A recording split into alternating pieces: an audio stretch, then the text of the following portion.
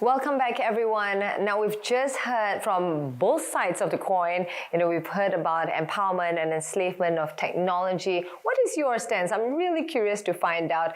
I'm so pleased to have both of our experts with us here, seated together, to perhaps have a friendly discussion or debate to elaborate further so that we can make an informed decision. I believe there's no right or wrong when it comes to technology, but one thing we can't deny is that it is prevalent in our daily lives. It is part of our lifestyle already. It's not a buzzword and it's not a phenomenon. It is here to stay and it would only progress further. How do you think this has impacted society at large? How has it changed our lives? Well, I still maintain that there are four key areas of concern, despite what's happening in the big picture. Of course, it's privacy and surveillance, which are related to each other. Then, of course, there's this addiction issue. And finally, there's dehumanization. And these four things are the most clear and obvious concerns. It's happening right now. So we need to somehow find a way of tackling all of this. I'm actually all for technology. I've been in the technology sector for 23 years, did R&D, managed R&D. But I'm also sometimes a bit cautious about technology, or rather how it can be abused. See, technology will always be neutral. It is people who decide where it goes, whether it empowers or enslaves.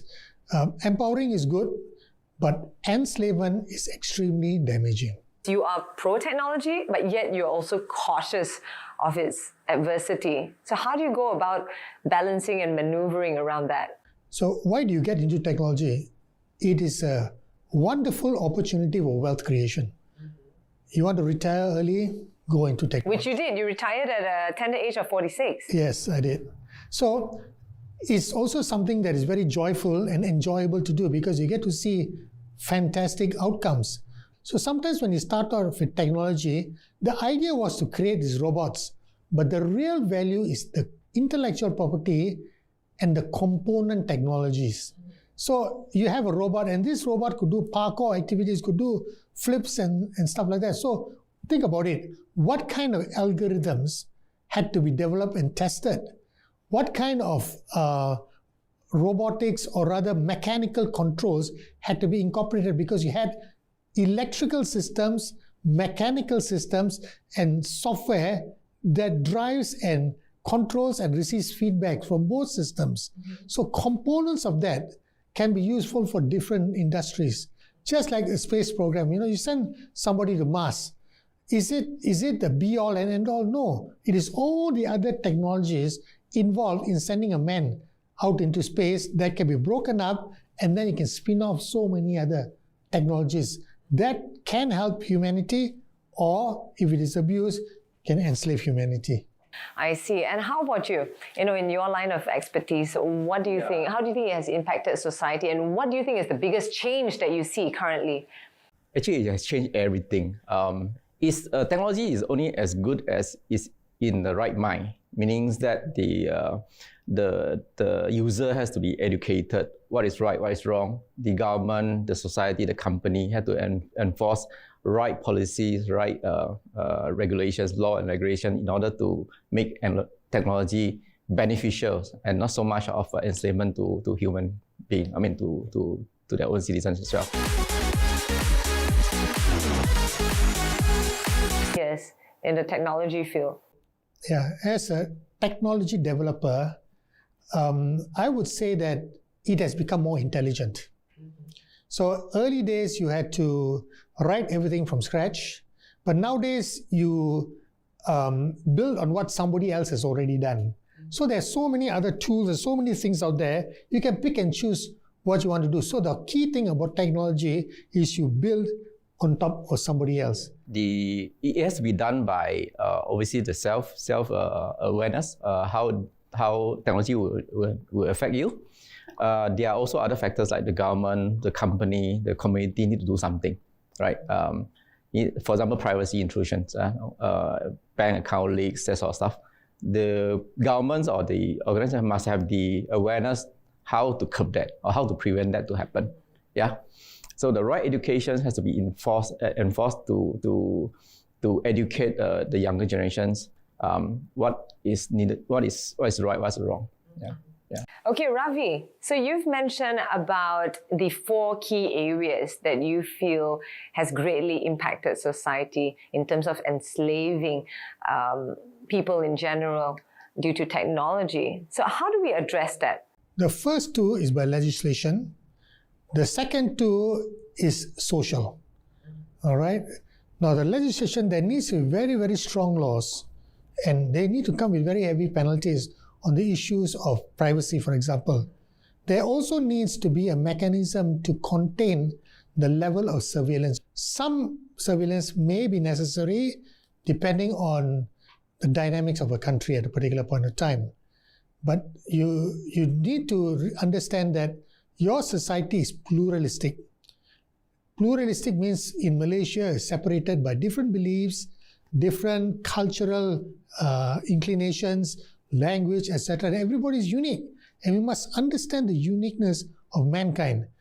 The problem arises is when you try to make them homogeneous. And when you make them homogeneous, they all think alike. And the moment you do that, you lose your humanity. I think disagreement is actually a very good thing, but agree to disagree. Don't need to go to war just because you disagree. Right? So that's important. Mm-hmm. And to have it inclusive for other yes, in level of awareness and ideology as well. What do you think?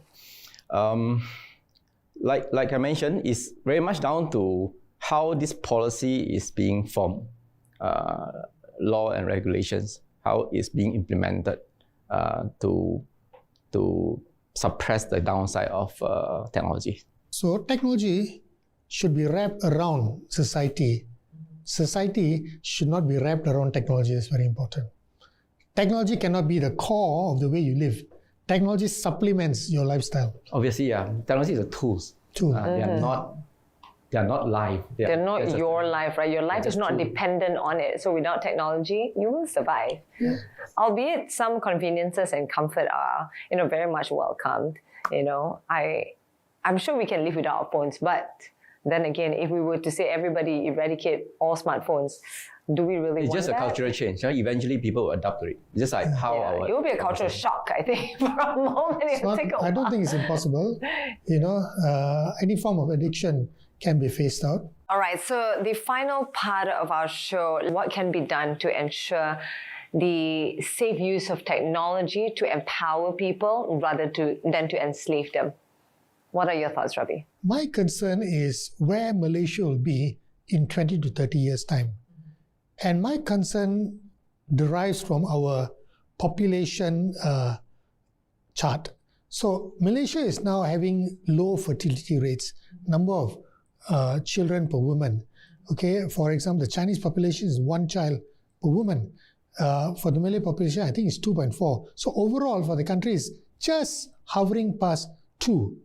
Now, that 2.0 or 2.1 is insufficient to maintain the culture of a society in the long term. So what's going to happen is we're going to have an aging population. So what we need to do in our education system is to prepare our population for a future that is technology-based, because we cannot escape from it. And the future will be AI and human interaction, human-machine interaction based. So we need to change our curriculum to fit that accordingly. I am not suggesting teaching computer science from a very young age, but there needs to be an adoption of technology, but at the same time, you do not get enslaved by the technology. How about you, CK? I can't speak on the national level or government level. I would say for community, company, to individual, you can actually use technology to control technology. Okay, there are tools that you can use, for example, for company, anti-phishing, antivirus, certain security tools that you can implement to prevent data leakage from employee side as well. So there are means for you to use. You just need to find out and know who to consult and how to implement. Thank you so much for sharing with us your thoughts, and I truly believe that the audience has learned an abundance of information in regards to technology, enslavement and empowerment, at least at the very least, we are more mindful about how we use technology and how it has affected us, our daily lives. I think for most of us, we don't even know whether we are addicted or not, whether we are enslaved to the tool. But as you've mentioned early on, it's a very good idea to always keep ourselves in check. All of us play a pivotal role in this technology era that is here to stay. And I'm curious to know, 20 years down the road when we rewatch this program, how much things has changed. Yeah, and perhaps we'll, set a date again 20 years from now to rewatch this program. But do have a think as we end this show. Has technology empowered or enslaved you? And what is in store in the future? Who would know? Only time would tell. But thank you so much for tuning in, and we truly hope you enjoyed yourself, and see you at the next episode of Tech Today.